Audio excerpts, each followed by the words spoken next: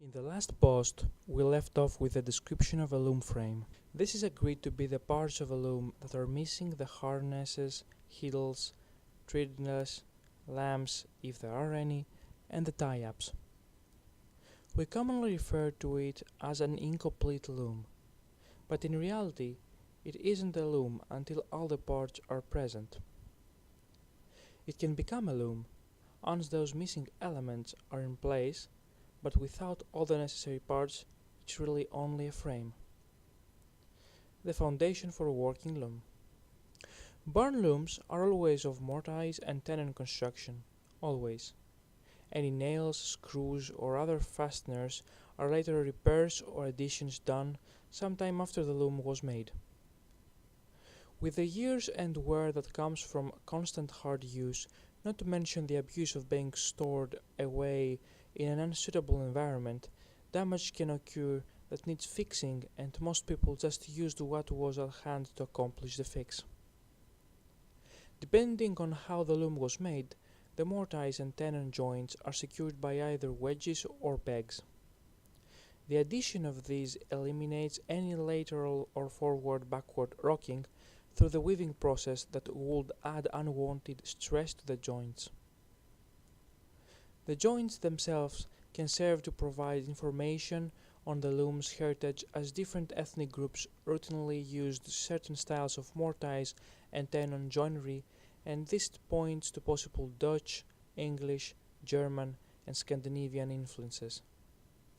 Here's a link to a useful article, while not specific to looms, that gives a brief view of some of the types of mortise and tenon styles used in loom construction of the 18th and 19th century.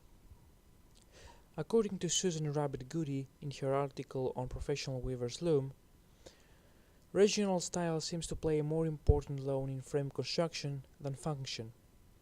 For example, Dutch and Palatinate Germans settling in the Mohawk Valley of New York use a timber framing style for their barns, which is perfectly mimicked in loom frames from the area.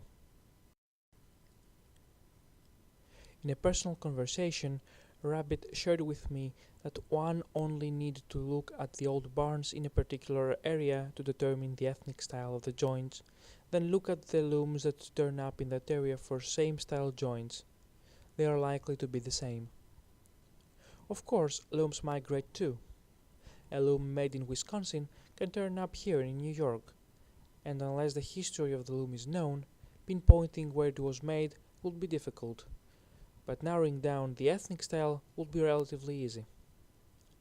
Personally, I'd like to see more research done on looms from a specific region, with the intention of beginning to document known characteristics for purposes of identifying New Hampshire looms from Vermont looms, from New York looms for example. This work is somewhat hindered by the lack of known examples. Still, sharing among those of us who love and study these tools could help make the task a bit easier. In the end, for those of us who love and rescue 18th and 19th century looms, what matters most is, will it work? If I take this pile of sticks home, can it become a working loom? Knowing its style and history is just frosting on the cake. Any thoughts? Comments? Catherine.